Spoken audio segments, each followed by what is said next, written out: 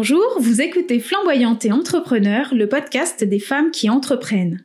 J'ai souhaité développer ce podcast en mode thérapie entrepreneuriale pour mettre en lumière des femmes qui osent entreprendre, des femmes qui ont l'audace de choisir des chemins de traverse pour créer un ou plusieurs business, des femmes qui mettent leur intégrité et leur sincérité au cœur de leur projet entrepreneurial, des femmes qui m'inspirent et qui sont à bien des égards remarquables. Je suis Sabine Reynard, révélatrice de marque et d'être. Je suis persuadée que l'alignement est un levier de communication, de croissance et de développement. Aussi, j'accompagne les entrepreneurs et les chefs d'entreprise à définir le positionnement stratégique de leur entreprise, à combiner leur raison d'être et celle de leur business, tout en créant une marque singulière, unique et originale. Je vous laisse découvrir le parcours de ma flamboyante invitée du jour. Bonne écoute! Vous êtes à un moment phare de votre carrière. Nouvelle stratégique, c'est une question de vie ou de mort. Ah oui, carrément. Le mot patronne, pour moi, c'est un mot très fort. Ah non, mais nous les femmes, c'est pas pareil. Ah bon? Combien il te faut pour commencer? J'aime les gens qui doutent, les gens qui trop écoutent leur cœur se balancer. Et une fois qu'on est là, on est des patronnes et on s'entraide. Bouchée double sur la com. On était tous à fond. Et je pense que tout ça est aussi lié à mon syndrome de l'imposteur. Ouvrir une boîte, et pourquoi pas? Aujourd'hui, j'accueille une femme qui a changé de vie radicalement il y a 7 ans et qui a choisi une voie aussi efficace que surprenante, le sport. On pourrait penser que le sport peut difficilement changer une vie lorsque l'on a dépassé les 30 ans. Eh bien non, Valérie Domin en est la preuve. Cette journaliste de métier et auteure d'une dizaine de livres a d'abord eu envie de sculpter son corps pour rebooster sa séduction, puis elle s'est aperçue qu'en façonnant son corps, elle façonnait son esprit. Et alors naît l'idée de mettre les femmes en mouvement, tout en recueillant leurs témoignages sur les bénéfices que la pratique du sport a dans leur vie. Valérie Domin est la fondatrice et directrice de la publication du média digital Abloc. Elle est aussi directrice de l'agence de création de contenu Abloc Studio, à destination de l'écosystème sportif. Son manifeste est désormais « Quand tu bouges ton corps, tu bouges ta vie ». À travers ce média humain et inspirant, elle conjugue femmes, sport et émancipation. Je suis très heureuse de recevoir Valérie sur le podcast Flamboyante pour découvrir le parcours entrepreneurial qui l'a menée jusqu'ici. Bienvenue Valérie. Pour commencer, est-ce que tu peux nous partager ton humeur du jour? Et il y a une deuxième question qui s'enchaîne. Est-ce que tu peux te présenter également comme tu le souhaites? Bonjour Sabine, merci beaucoup de me recevoir. Mon humeur du jour, très bonne. Je vais faire du sport ce soir, donc ça me ravit. Je pensais pas il y a quelques années pouvoir dire ça. Tout va bien aujourd'hui.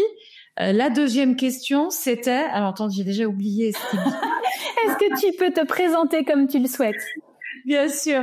Donc je suis journaliste depuis quelques années. Donc journaliste de métier. J'ai occupé des hautes fonctions dans des médias presse et digitaux et j'ai créé il y a 4 ans maintenant Abloc.fr, le sport qui fait bouger les lignes, effectivement, pour mettre les femmes en mouvement à la suite de ma découverte bouleversante avec le sport, cette révélation formidable. Je me suis dit, j'aimerais pouvoir passer le message, effectivement, que le sport est un vecteur de progrès de l'égalité femmes-hommes, dans le sens où il permet de s'imposer, s'épanouir, se réaliser dans toutes les sphères de sa vie, de booster donc la confiance en soi. Et ainsi est né Abloc. Tu vas nous en parler dans quelques instants. Est-ce que tu peux nous dire ce qu'entreprendre t'a appris à aujourd'hui? Alors, j'avais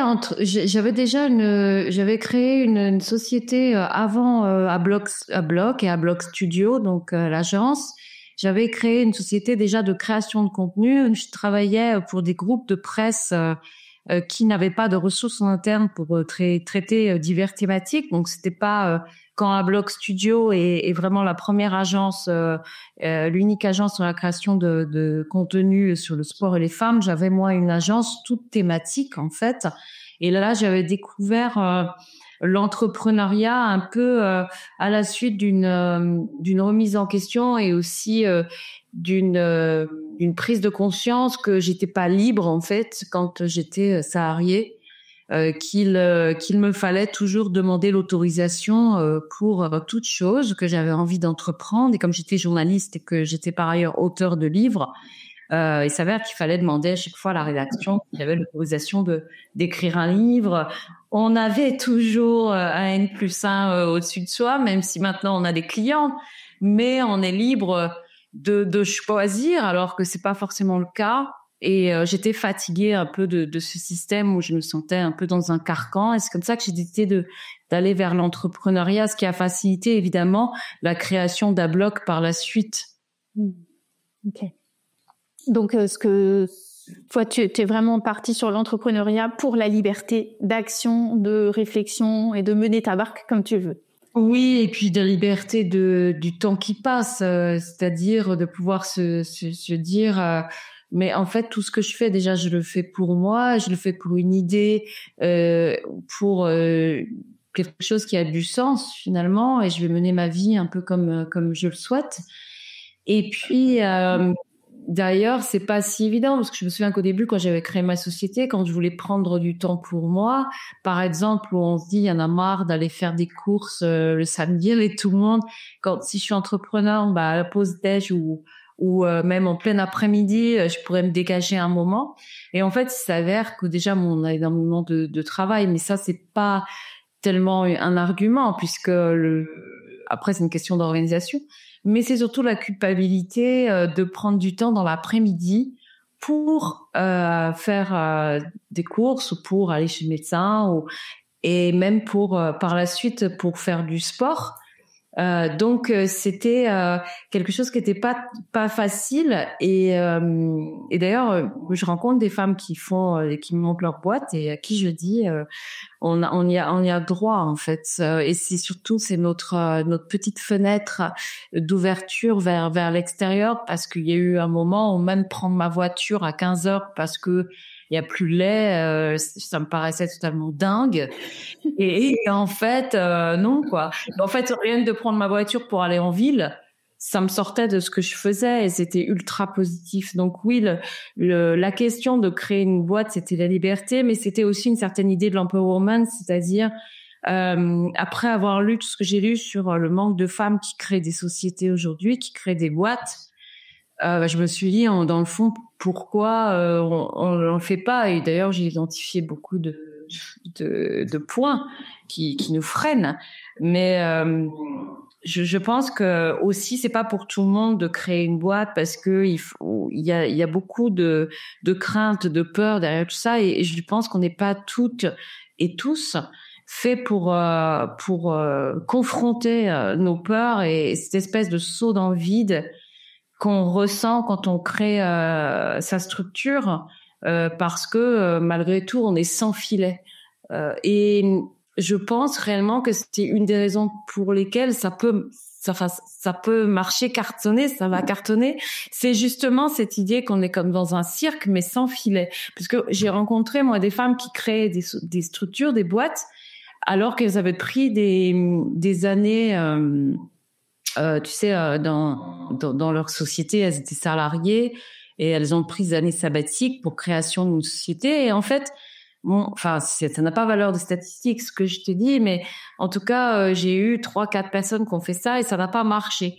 Parce que dès l'instant où on a un filet, où on se dit oui, bon, si ça marche pas, je retournerai quand même bosser, j'aurai quand même mon salaire. L'épée de Damoclès, elle est beaucoup moins importante, alors que si on se dit, mais il n'y a pas, quoi, si j'arrive pas à faire du chiffre, si j'arrive pas à me payer, si j'arrive pas à développer ces boîtes, en fait, ça va être très, très, très, très compliqué. Donc, je pense que là, c'est pour ça que je dis que il faut avoir la foi en soi, il faut avoir la foi dans son idée, et il y a presque quelque chose du domaine de l'instinct et du flair, mais inconscient. C'est que moi, parfois, on me dit, mais pourquoi, oh là là, tu te rends compte que tu vas quitter le salariat pour créer ta boîte, il fait froid dehors, tu te rends pas compte, etc. Pourquoi tu fais ça? Et en fait, c'est difficile de répondre à cette question. Parce que pourquoi on fait ça? On le sait pas tout de suite, on le sait pas vraiment, il y a juste quelque chose qui nous emmène, quelque chose de presque inconscient, où on se dit, mais en fait, j'ai presque pas le choix, en fait. C'est du domaine de la certitude, mais non expliquée. C'est-à-dire, on est emmené presque par le bout du nez ou par la main vers quelque chose qu'on a envie de faire sans vraiment donner notre accord, mais on sait que c'est là qu'il faut aller, quoi. Et puis il y a une idée aussi que moi j'ai toujours eu en tête, qui est pas du tout morbide, hein, mais qui veut que malgré tout, je peux mourir demain et que on n'a qu'une vie et que finalement j'ai envie de la remplir avec ce qui compte pour moi, même si je suis consciente qu'aujourd'hui je me suis d'abord engagée pour avoir ma vie à moi, mais c'est ce qu'on me dit, c'est que c'est pas égoïste, c'est quand on fait en sorte d'avoir une vie pleine et épanouie, on sera beaucoup plus apte à aider les autres, en fait. Donc il y a ça, et aussi mon engagement sur le sport et les femmes, c'est peut-être pas un engagement qui est pris suffisamment au sérieux par rapport à un engagement pour l'environnement, par rapport à un engagement contre la violence, d'accord, mais c'est pas forcément des choses qu'on peut comparer. C'est juste que c'est comme un socle d'idées, de concepts, d'engagement qu'on met ensemble et qui vont tout ensemble en fait révolutionner un petit peu le monde.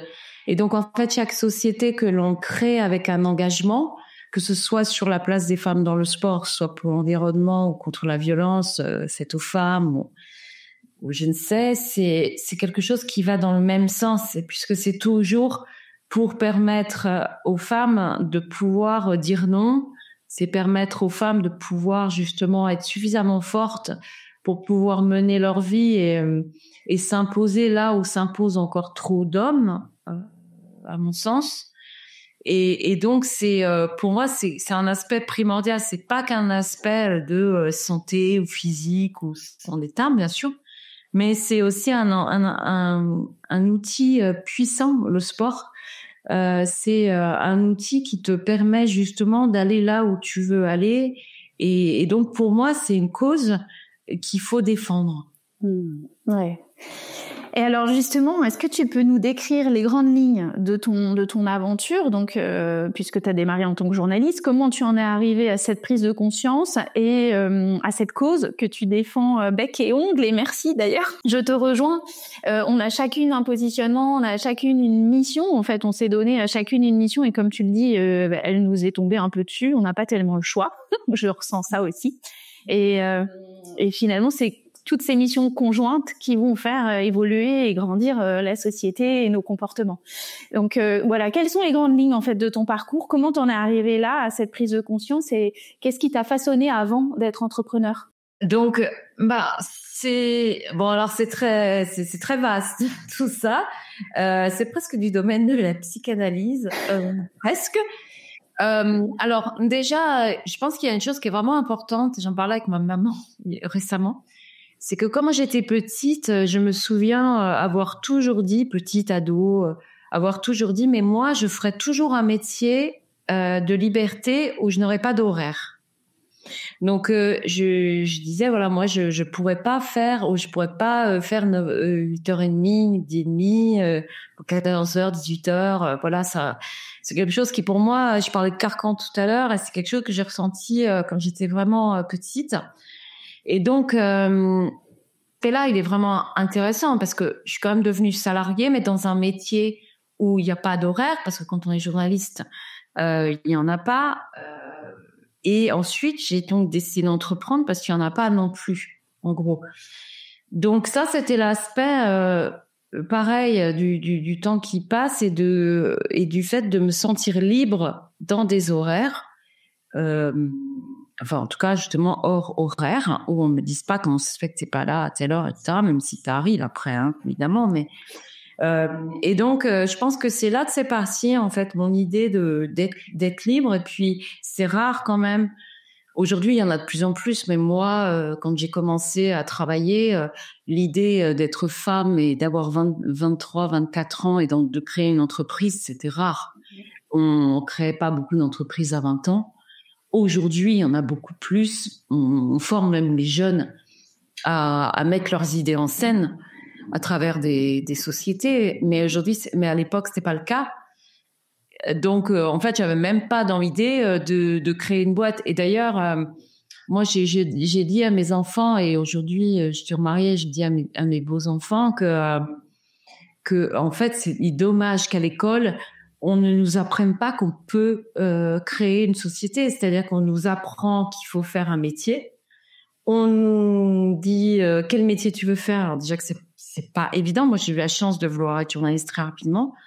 Mais on n'a pas toujours l'idée de ce qu'on veut faire dans la vie. Mais ce qui me semble dommage, c'est que les profs, l'école, l'éducation nationale ne nous disent pas, bon, vous devez faire un métier, certes, mais vous n'êtes pas obligé d'être salarié, vous n'êtes pas obligé de travailler pour quelqu'un.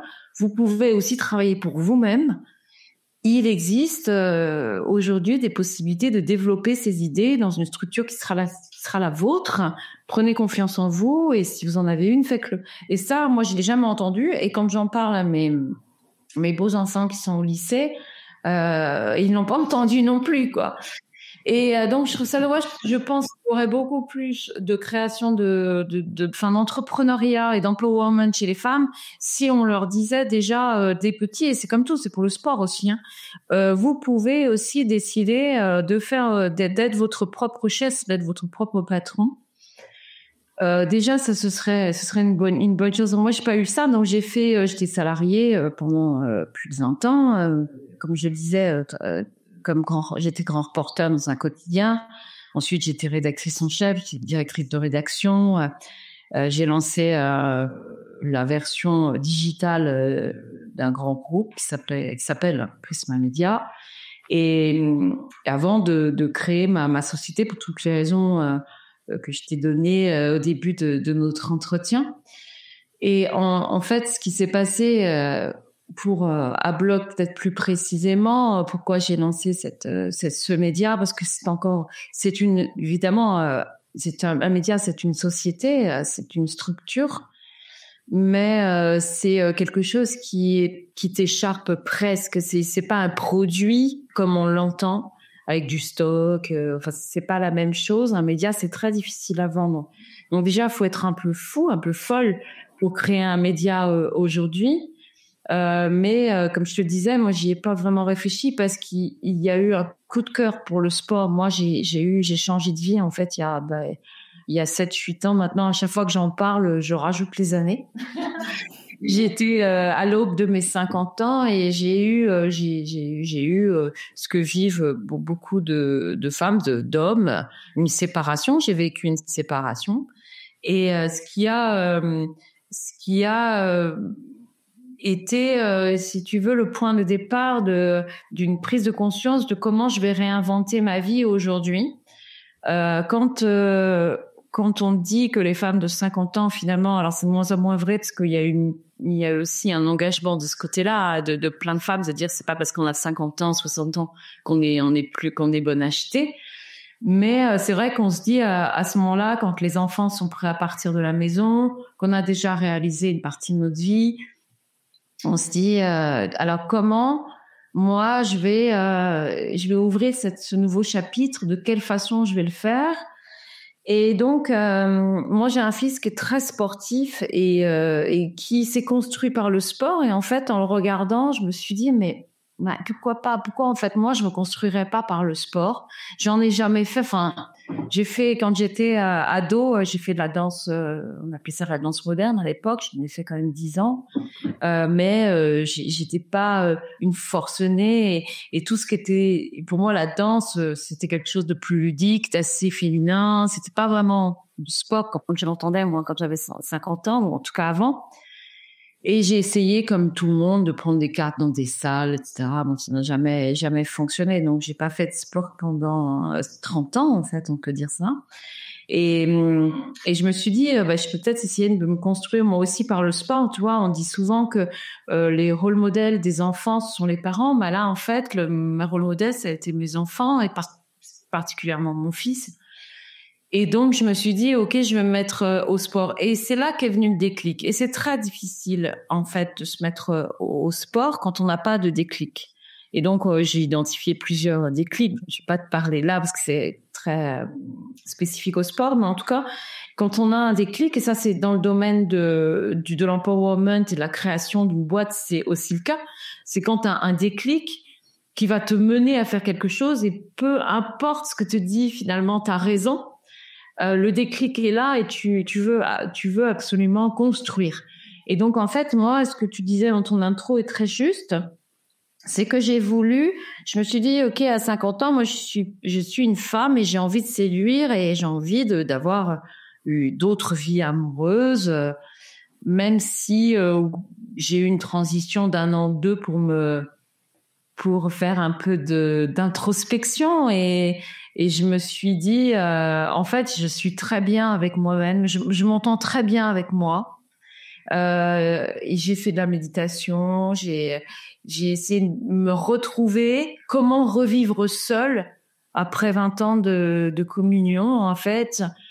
Comment revivre seule, comment s'habituer à être seule sans avoir peur, sans avoir de crainte, en décidant seule. Et en fait, ça a été formidable. Ça a été un chemin formidable pour moi et qui m'a permis de me dire, OK, maintenant, je passe à l'action.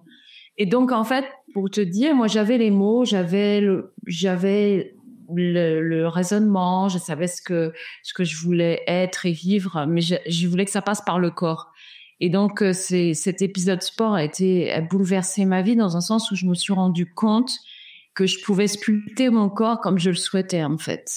Et que c'est pas parce que j'avais 50 ans que je pouvais pas avoir du muscle, que je pouvais pas mincir, que je pouvais pas être séduisante. Et le sport, au-delà du physique, m'a apporté, en fait, un mental autre. Je dirais pas un mental de battante, parce que je crois que je l'avais déjà, mais en tout cas de ultra battante. Mais surtout de confiance en moi dans la vie de tous les jours. Parce qu'on dit qu'on a 2 vies, hein. Enfin, on a deux visages. On a le visage qu'on a professionnel et on a le visage personnel.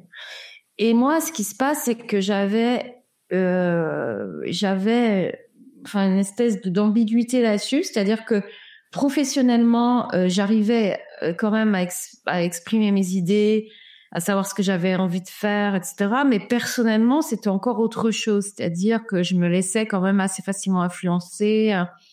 J'avais tout ce syndrome qu'ont les femmes de se dire, mais est-ce que je le mérite? Est-ce que je le vaux? Etc. Et moi, c'était très prégnant dans ma vie privée, personnelle. Et donc, le sport, ça m'a aidé à me dire, non, mais en fait, tu es quelqu'un de valeur. Et en fait, tu dois imposer tes idées dans ta vie perso aussi. Et avancer avec toi, tout ce que tu es toi et toutes tes envies, tes désirs. Et le sport, ça t'apporte une énergie qui fait que tu parviens en fait à te réinventer, mais seul, sans avoir besoin des autres en fait, dans un premier temps.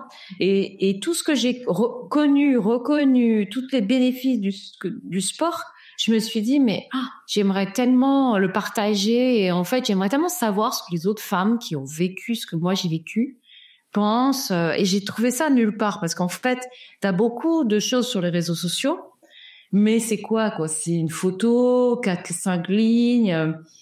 Mais moi, j'avais envie de grands témoignages, j'avais envie de poser des questions, j'avais envie qu'on m'explique avec les tripes, avec vraiment avec introspection, presque de fouiller psychologiquement dans ce qui a permis à ces femmes de se renouveler, ce que leur apportait le sport, pour me confronter aussi à ces témoignages-là et partager. En fait, il n'y en avait pas.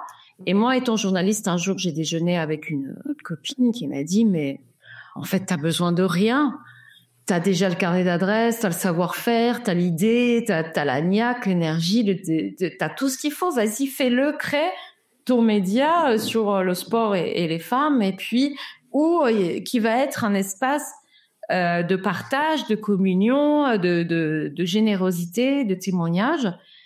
Et ce partage d'expression, cette plateforme d'expression, je l'ai donc cheminée, créée, et c'est devenu ablog.fr, et qui a rapidement été soutenu par le ministère de la Culture en tant que média innovant et émergent, sur une thématique qui n'y avait nulle part, parce que c'est pas le sport féminin en fait. Ablog.fr, c'est la place des femmes dans le sport, dans tout ce que ça englobe, c'est-à-dire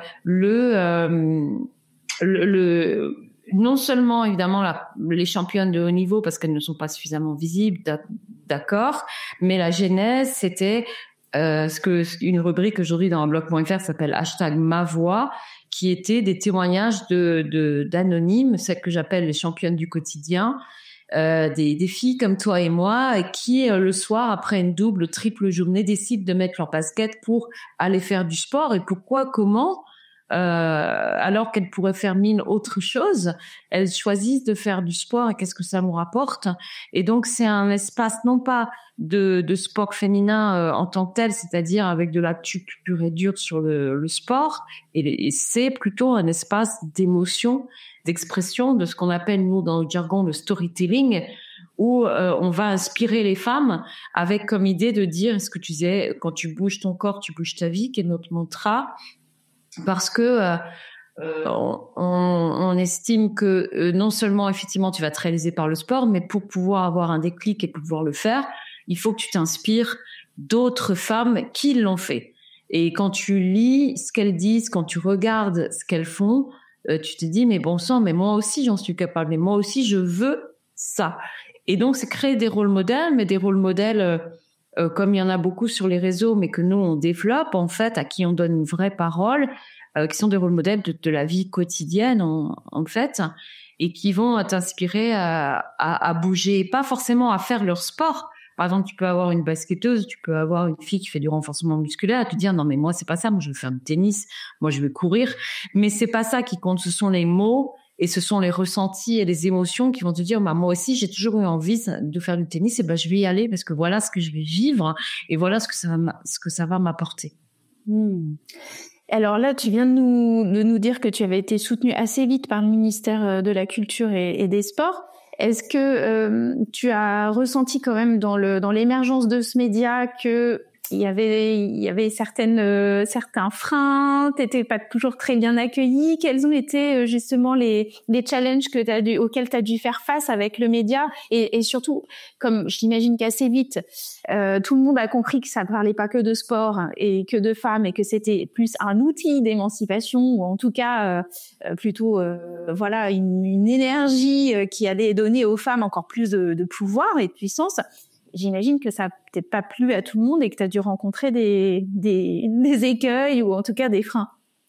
Oui, moi j'emploie un mot qui fait que tu parles au passé, mais que je rencontre toujours. Ce sont des résistances, et ce sont des résistances de plusieurs ordres, des résistances qui sont assez difficiles à pointer du doigt, parce qu'en général, c'est des résistances qui ne portent pas leur nom. C'est-à-dire que ce n'est pas frontal, mais tu ressens qu'il y a toujours du oui mais.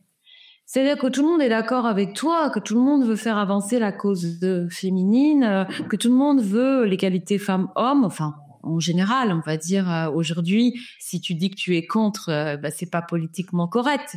Donc on va te dire bah oui, bien sûr, c'est une bonne idée, mais oui, mais c'est extra, etc. Mais derrière, en fait, il se passe pas grand-chose. Et donc en fait, moi, c'est quelque chose que j'ai ressenti assez vite sur cette thématique-là, qui est que tout le monde est d'accord, tout le monde est OK, mais en fait, passer à l'action demeure très difficile. Et passer à l'action financièrement, parce qu'évidemment, c'est le nerf de la guerre. Et que si on te donne pas les moyens de développer ton idée, en fait, tu la développes pas. Donc là, c'est un des outils, en fait, on va dire je veux pas dire des ennemis, mais de ceux qui résistent à ton idée ou à ta volonté de faire évoluer les femmes. L'outil, c'est de ne pas te donner de financement et de ne pas investir. Et donc, en fait, on te dit pas, non, mais ton idée, en fait, elle m'intéresse pas. Et puis, en plus, les femmes ont assez, ça suffit. On te dit, je suis désolée, je n'ai plus de budget. Alors qu'en fait, le budget, tu le trouves. Mais tu le trouves pour d'autres choses, d'autres thématiques qui vont être finalement moins dangereux, moins risqués que finalement l'évolution des femmes, tout le monde est d'accord pour dire qu'on a le droit d'être égaux, femmes et hommes, mais en revanche, faut pas aller trop vite, faut pas trop en donner. Et moi, je dis pas que ce sont forcément les hommes. J'ai eu des résistances de la part des femmes, dont beaucoup pensent que ça y est, c'est fait, c'est bon, on a ce qu'on veut, et aussi beaucoup de femmes qui ne sont pas d'accord avec le choix d'autres femmes. Donc ça amène à finalement à c'est de la résistance d'une société paternaliste encore, mais aussi c'est de la résistance d'autres femmes qui ne voient pas qui ne voient pas ce qu'on peut aujourd'hui, pourquoi on doit s'engager, et quels sont encore nos désirs, enfin nos envies, nos désirs d'avancer en fait, et notamment sur une certaine frange de population féminine qui pense que on ne doit pas devenir des hommes. Et là en fait c'est un fourre-tout, ce truc de on ne doit pas devenir des hommes, parce qu'on ne doit pas se comporter comme des hommes, on ne doit pas avoir des muscles comme des hommes, on ne doit pas avoir des sports violents, enfin dits violents comme des hommes, parce que nous, on est des femmes et qu'on doit se développer en tant que femme. Et en fait, ça n'a pas de sens, parce qu'on n'a jamais dit qu'on voulait être comme des hommes, on veut juste être traités équitablement et avec égalité. Donc en fait, il y a beaucoup de résistance de la part de la population, qu'elle soit masculine, évidemment majoritairement masculine, mais aussi féminine. Et je dirais aussi qu'il y a beaucoup de malentendus sur ce qu'on défend nous les femmes, qui finalement ne semble pas, en tout cas sur le sport et les femmes, ne semble pas quelque chose de prioritaire. Et ce que je disais tout à l'heure sur le sport et les femmes, c'est que le sport et les femmes, c'est pas que physique, c'est pas juste leur dire ok tu peux faire du rugby, c'est quelque chose que tu disais que tu disais que cela qui est de l'ordre de l'émancipation et d'empowerment, et que quand tu t'émancipes, la vie en société en fait va mieux, et c'est ce langage-là en fait que j'ai du mal à faire passer, et d'autres résistances est liée vraiment à quelque chose qui est de l'ordre du stéréotype, et là c'est extrêmement difficile parce que on est tellement habitué en fait à être dans on va dire une malformation mentale, enfin en tout cas de tout ce qu'on nous a appris de génération en génération sur ce que doit être la femme, comment doit se comporter la femme, et de ce que des attentes de la femme, des limites de la femme aussi, que nous-mêmes en tant que femmes on se surprend parfois justement à être dans ces stéréotypes, et donc il est difficile aussi de les balayer quand sans oublier que c'est nous qui éduquons nos fils aussi et nos filles.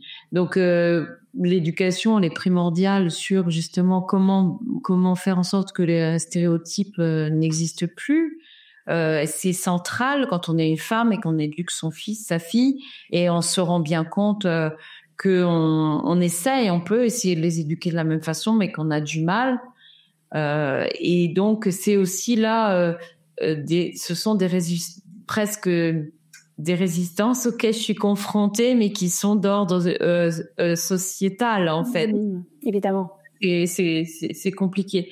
Et mais pour créer la société, il n'y a pas de résistance en tant que telle, parce que tu crées aujourd'hui une boîte en France assez facilement, je dirais, même si c'est toujours difficile au niveau administratif, etc. Enfin, quoique, mais c'est plutôt de la développer qui est délicat. C'est pour ça qu'on dit qu'il est difficile de passer au-delà des 2 ans, je crois, ou des 3 ans d'une société, parce que en fait, au début, t'es tout feu tout flamme, t'as beaucoup d'énergie, t'as l'idée, etc. Et puis toutes ces résistances dont on parle, à force d'y être confronté, en fait, il y a une lassitude, tu te dis, en fait, je mets tellement de fonds personnels là-dedans que j'arriverai pas à m'en sortir, et puis tu t'abandonnes en fait.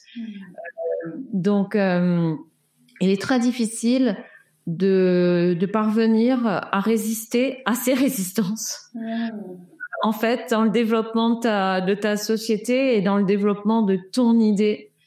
Il faut être partout, tout le temps. Il faut te démener. Et ça, c'est une énergie que moi j'ai grâce au sport, parce qu'à chaque fois que je pars courir, par exemple, c'est là que c'est comme si tu veux, c'est comme si je partais avec en tête un puzzle qui est complètement c'est-à-dire qui est en morceaux. Et au fur et à mesure que je cours, avec cette espèce de méditation dans les pas, tu vois, de répétition de mouvements, il y a une méditation qui se met en place, et ton puzzle, en fait, il se forme petit à petit. C'est incroyable le nombre d'idées et de solutions que j'arrive à trouver pendant la course. Ce qui n'est pas le cas, parce que je t'ai pas dit ce que je faisais comme sport, mais c'est vrai que moi j'ai fait du renforcement musculaire et je fais aujourd'hui du crossfit. Et ce sont des sports qui sont des sports d'explosivité, qui sont des sports de force, mais qui sont aussi des sports très adaptables et que tout le monde peut faire. Donc là, tout ce qu'on voit sur Internet qui est faux. Mais si tu veux, si t'as un sport sur lequel tu es extrêmement concentré sur ton mouvement, sur tes muscles, sur l'exercice.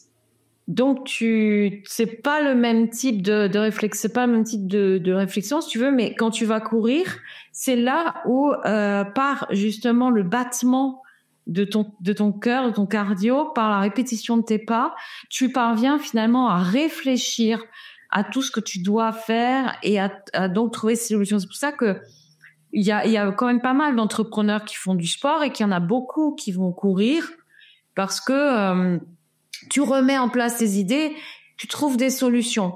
Donc, pendant la course, tu parviens quand même à réfléchir au développement de ta société, aux problématiques que tu rencontres.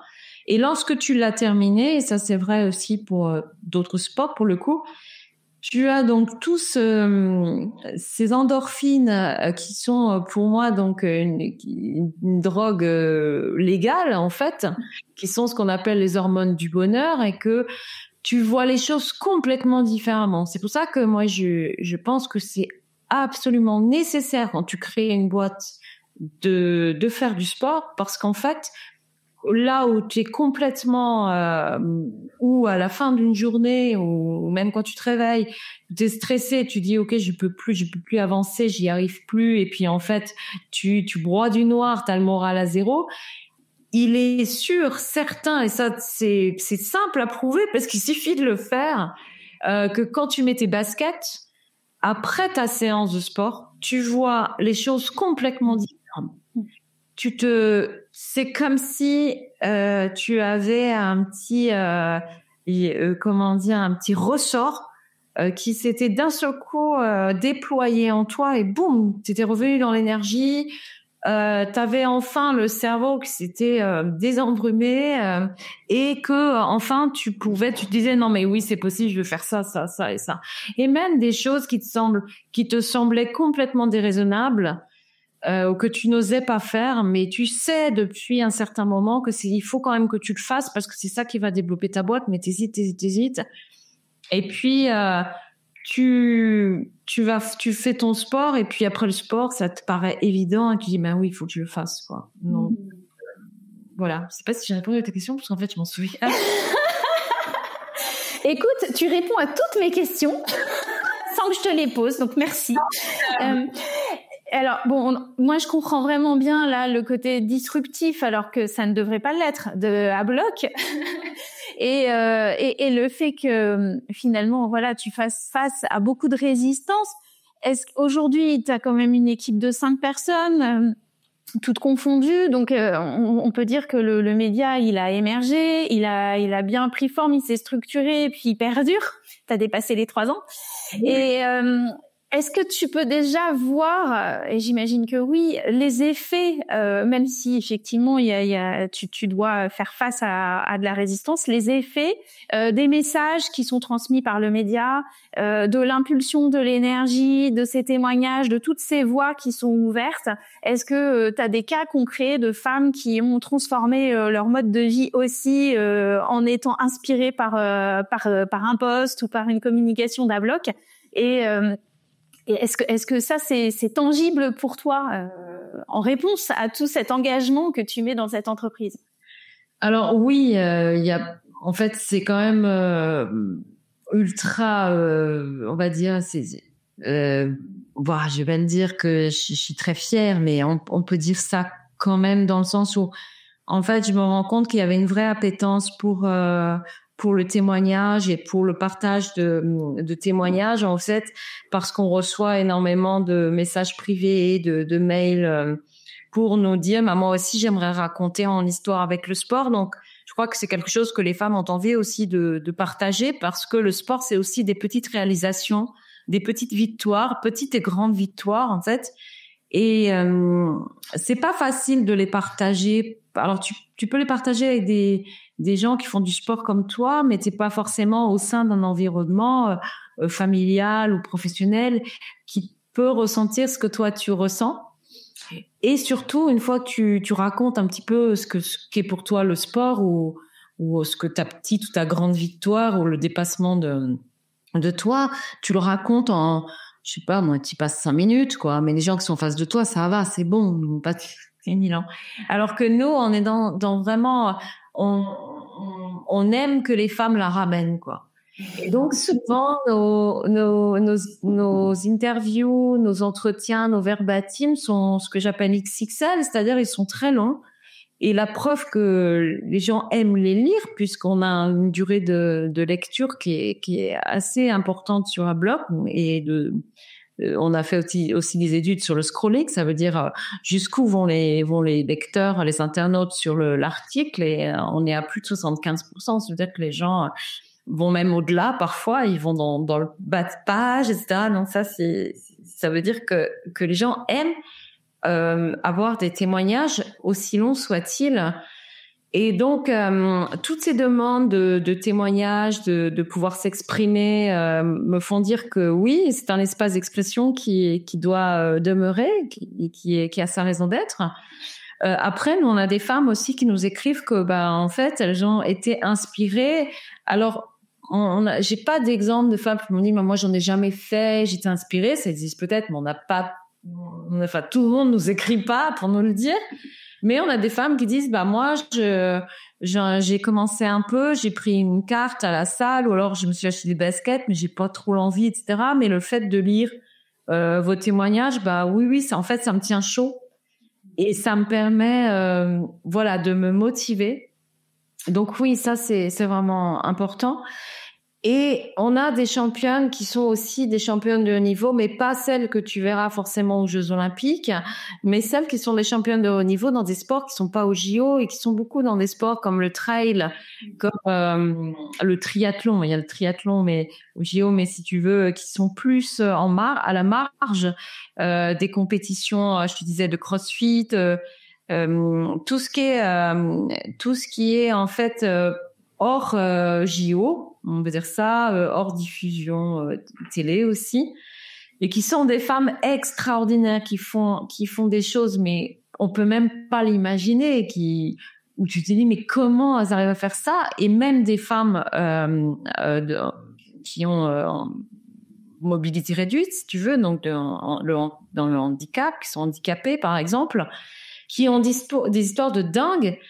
Et que nous, donc, à qui on donne la parole et qui nous partagent et qui sont folles de joie, parce que finalement, quand on parle de sport féminin, on ne parle que des femmes qui vont au JO ou que des femmes qu'on connaît, qui ont une visibilité, mais on parle pas de toutes ces femmes qui se dépassent dans d'autres sports, qui font d'autres types de compétitions et qui ont des histoires fabuleuses. Donc en fait, elles nous disent merci, parce qu'elles disent à nulle part où finalement on nous donne la parole, alors que nous on a vraiment une voix sur les réseaux, généralement, pas toujours, mais en tout cas c'est important. Et nous on donne aussi, parce qu'on a une version kids 2 mercredis par mois, là ça reviendra en janvier maintenant, 2 mercredis par mois, où on donne la parole aux jeunes filles, où on explore, on décrypte aussi la place des enfants, 17 ans dans le monde du sport, et notamment avec un angle, jeunes filles.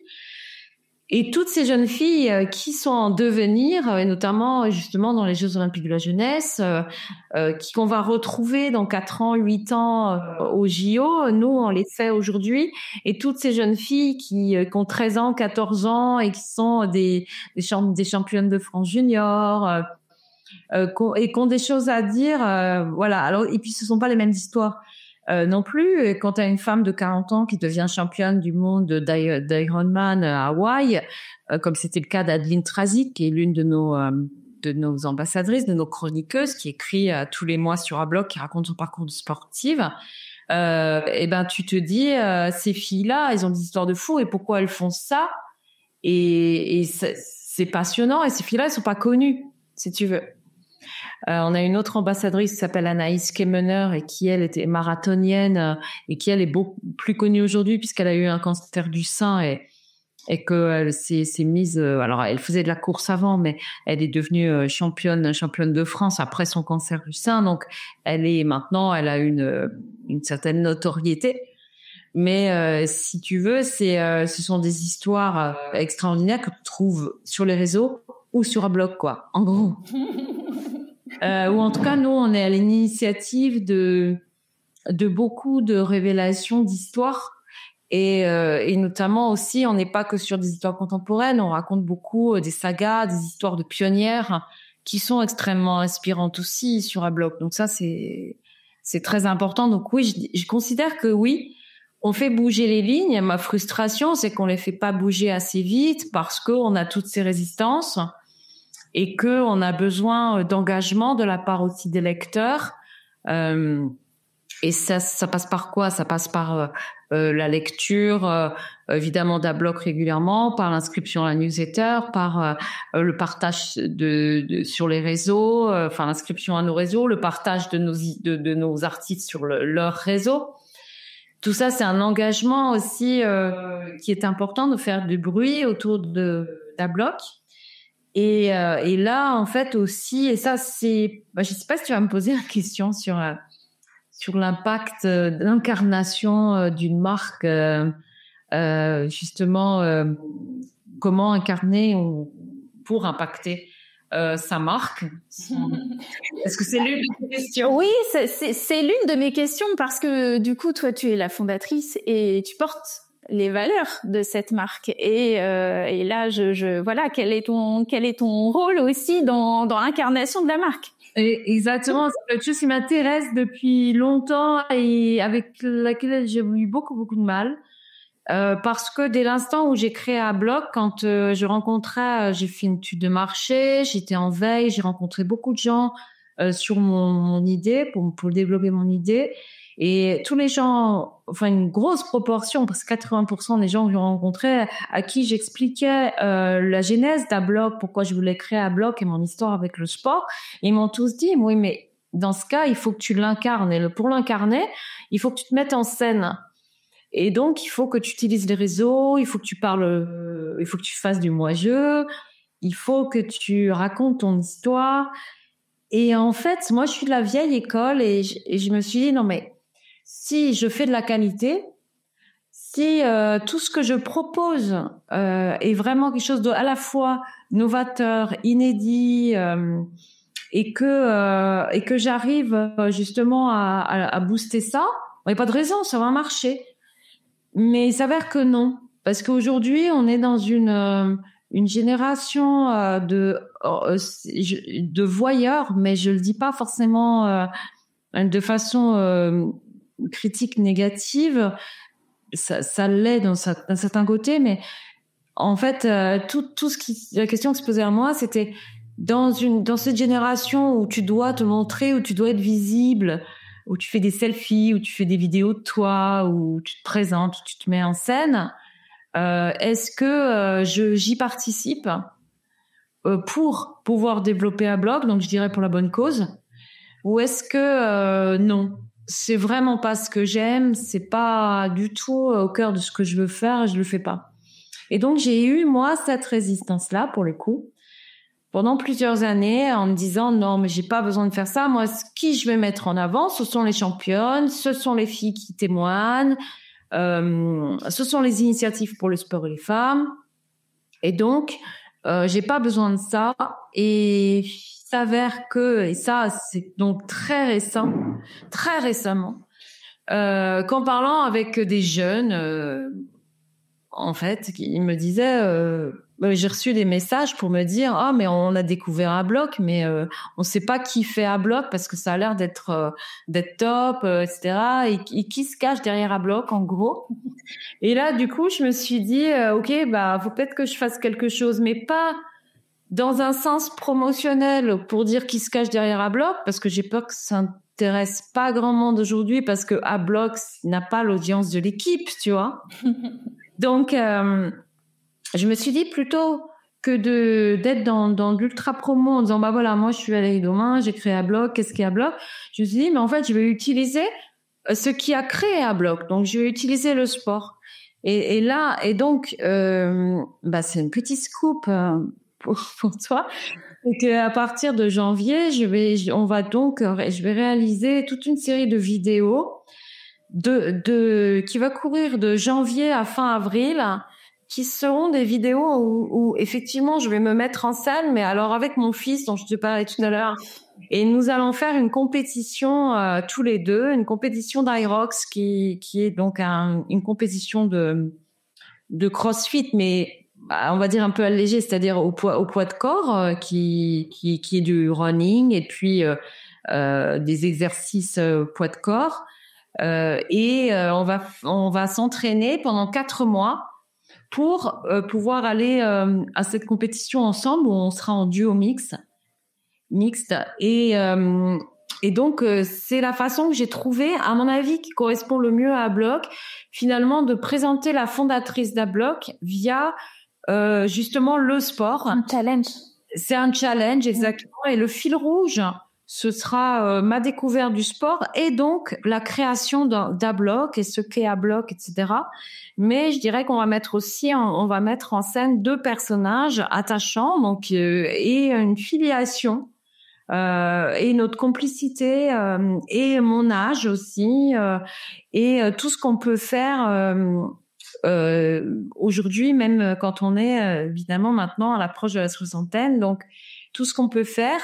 Et donc on fera ça, qu'on va diffuser sur les réseaux sociaux toutes les semaines. Et puis ça deviendra un documentaire YouTube de 30 minutes et qui sera aussi diffusé sur Adblock à l'issue de cette compétition. Et donc je me suis dit ok, si je dois incarner mon média et ma marque, parce qu'aujourd'hui tu peux plus tellement faire autrement, surtout quand tu as une histoire derrière, en fait, qui fait sens avec ton idée, avec ton concept, ce que tu as créé. Pourquoi tu t'en passerais, en fait? Et même si moi, c'est pas mon kiff d'aller présenter, de me mettre en avant ou de montrer ma tête, etc., je vais le faire parce que je considère que ça va de pair, en fait, avec ce que moi, je veux démontrer. Parce qu'à travers mon Adblock, je veux dire, vous pouvez faire du sport, qui que vous soyez, à quel âge que vous ayez, dans n'importe quelle condition physique, dépassez vos peurs, vous pouvez le faire. En fait, qu'est-ce qui est mieux que me mettre en scène, finalement, moi qui l'ai réussi en vidéo, que il y en a pas, en fait. Donc, si tu veux, voilà. Je me suis décidée à faire ça. Et d'ailleurs, je suis en recherche de partenaires sponsors financiers qui peut-être trouveront du budget pour...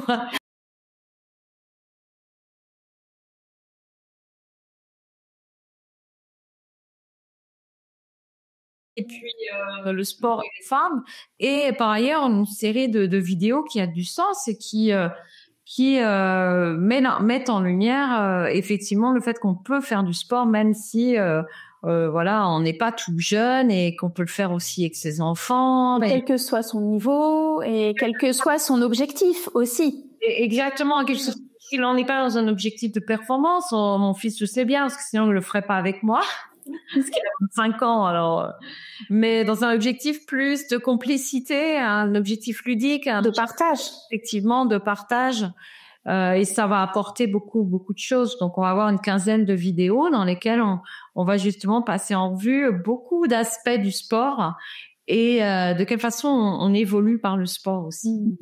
Alors tu vois, c'était une de mes questions, mais tu réponds à toutes mes questions définitivement, parce que je trouve très intéressant cette filiation et ce lien avec ton fils qui a finalement révélé des choses de toi et qui t'a mis sur la voie. Donc ça me semble essentiel et bravo de développer ce projet de visibilité en début d'année, mais je trouve que c'est un moyen assez doux de te mettre en lumière dans les valeurs profondes et premières du projet, puisque c'était ton fils et toi, c'était le sport. Donc moi je trouve ça génial, donc bravo, je vais regarder attentivement ces vidéos qui vont sortir dès le mois de janvier. On arrive quasiment à la fin de notre entretien déjà, Valérie, ça passe hyper vite. C'est vrai. Ouais. Est-ce que tu peux partager tes meilleures astuces pour développer son entreprise? Tu nous as déjà partagé beaucoup de choses très personnelles, je trouve, qui nous donnent énormément on va dire de subtilité, d'émotion dans l'engagement entrepreneurial, et merci beaucoup pour ça. Est-ce que tu peux nous livrer des tips, des astuces pour des personnes qui vont créer leur entreprise, des choses assez concrètes, rapidement, quelques points qui te semblent essentiels? Alors, ce que moi j'ai constaté avec le recul, c'est que il faut essayer de s'entourer d'entrepreneurs déjà pour avoir justement tout ce que, en fait, plutôt pour répertorier tout ce qu'on n'a pas pensé. Et puis aussi parce que il y a quand même, on peut, c'est vrai, créer une société assez facilement aujourd'hui. En France, enfin plus facilement qu'avant. Malgré tout, il y a des subtilités d'ordre administratif. Donc, ne pas hésiter à se renseigner auprès d'autres entrepreneurs, voire, moi, ça m'a beaucoup aidé, faire une formation, en fait, pour créer, alors moi, j'avais fait une formation assez spécifique, c'était pour créer son média. Mais j'avais aussi fait une formation de coding pour créer aussi sur du digital. Donc ça m'a beaucoup aidé. Et puis, je dirais qu'il faut pas hésiter. Alors ça va te paraître peut-être une toute petite astuce, mais qui, franchement, moi, a révolutionné un peu ma façon de faire. C'est qu'aujourd'hui, on envoie beaucoup de mails, on échange beaucoup sur les réseaux, mais en fait, il faut pas hésiter à appeler, en fait, à prendre son téléphone. Et aujourd'hui, en fait, on se rend compte qu'on s'appelle plus, les téléphones ne servent plus à s'appeler, et qu'on a toujours peur de déranger, on a toujours peur de faire un impair, on a peur en fait de se présenter de vive voix, alors qu'on n'a plus peur de se présenter par mail, voilà, à l'écrit. Mais en fait, on se rend compte que c'est beaucoup plus percutant quand tu téléphones à quelqu'un. Oui, ok, tu peux déranger quelqu'un. Mais sur les 10 que tu vas appeler, tu vas peut-être en déranger 2 et tu vas peut-être te dire, oh là là, c'est de la prospection téléphonique, en fait. C'est un peu comme si tu allais vendre des cuisines, tu vois. Mais au début, tu te dis, non, mais il y a un côté commercial un peu relou. Oh là là, ça me convient pas du tout. Mais en fait, tu te rends compte que ça fonctionne hyper bien parce qu'en fait, les gens, d'abord, ils ont très peu l'habitude d'être appelés aujourd'hui. Et que quand tu dis, bah écoutez, voilà, je suis une telle et voilà, j'ai ça, est-ce que vous auriez 2 minutes pour échanger, parce que les gens, ils sont surpris au début, mais après, qu'est-ce qui peut t'arriver de pire? Bah, c'est finalement t'obtiens un rendez-vous. Donc, moi, je dis, il faut pas hésiter à appeler, vraiment prendre son téléphone. Et aussi, ça, c'est quelque chose que j'ai mis longtemps qu'on m'a percuté, c'est que moi, j'étais dans la prospection. Au début, t'es dans le développement de ton produit. Donc, t'es pas dans la prospection. Tu te dis, surtout quand t'es une femme, c'est que quand le problème des femmes en général, c'est que nous, on veut que tout soit parfait de A à Z, tout soit super bien développé, tout soit mais solide.